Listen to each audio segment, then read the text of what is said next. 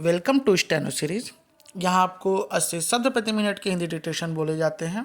Daily 4 dictation आपको दिए जाते हैं जिससे आपकी प्रैक्टिस और अच्छी हो सके।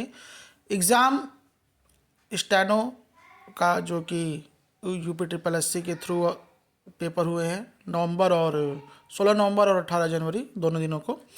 इनकी रिजल्ट्स होली आज कल आपकी होली है और ये मान के लिए कि इसी होली के बाद मुश्किल से 15 मार्च के पहले ही आपको देखने को मिल जाएगा। साथ ही आपके एग्ज़ाम की डेट्स भी मिल सकती हैं जो कि मई या जुलाई में पड़ेंगी। तो डिक्टेशन लिखने के लिए चैनल को सब्सक्राइब कर लीजिए। डिक्टेशन अच्छे लगे तो उसे लाइक करिए। प्रैक्टिस जितनी ज़्यादा हो सके उतनी ज़्यादा करते रहिए जिससे आपको नए शब्द बनाने का मौका मिल सके और आपकी स्पीड बढ़ सके। डिक्टेशन स्टार्ट होगा 5 सेकेंड बाद।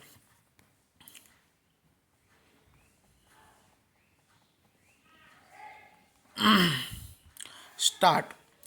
ईरान युद्ध का अंदेशा तो था लेकिन इस आक्रामकता के कयास नहीं लगाए गए थे।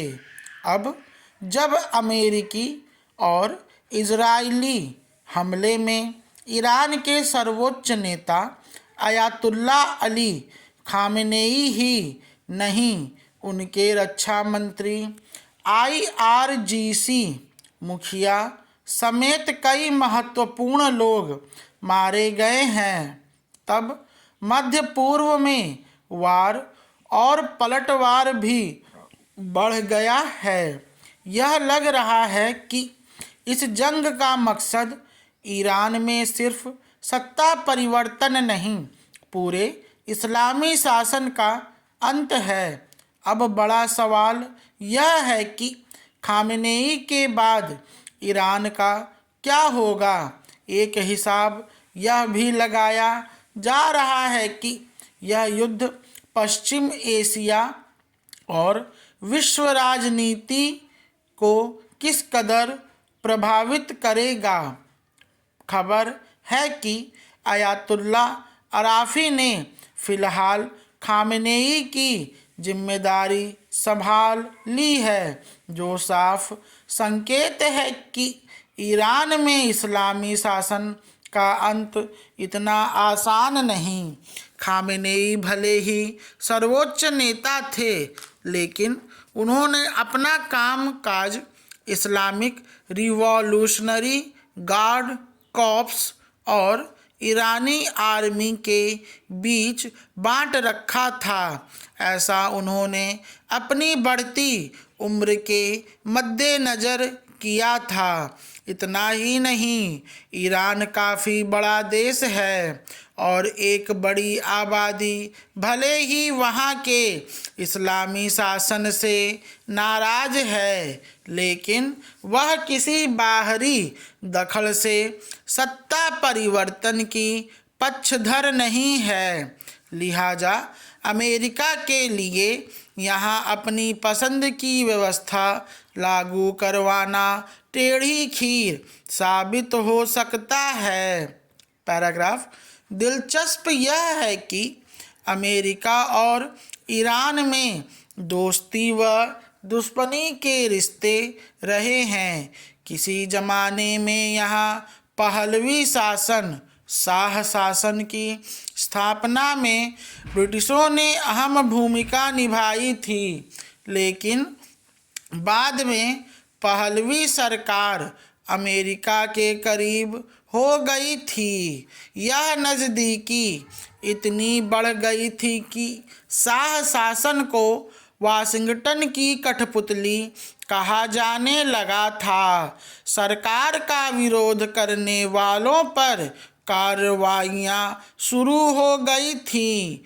इसी ने 1989 की इस्लामी क्रांति की नींव रखी, जिसकी सफलता से पश्चिमी प्रभाव वाले समाज को बढ़ावा देने वाले रजा पहलवी को निर्वासित होना पड़ा।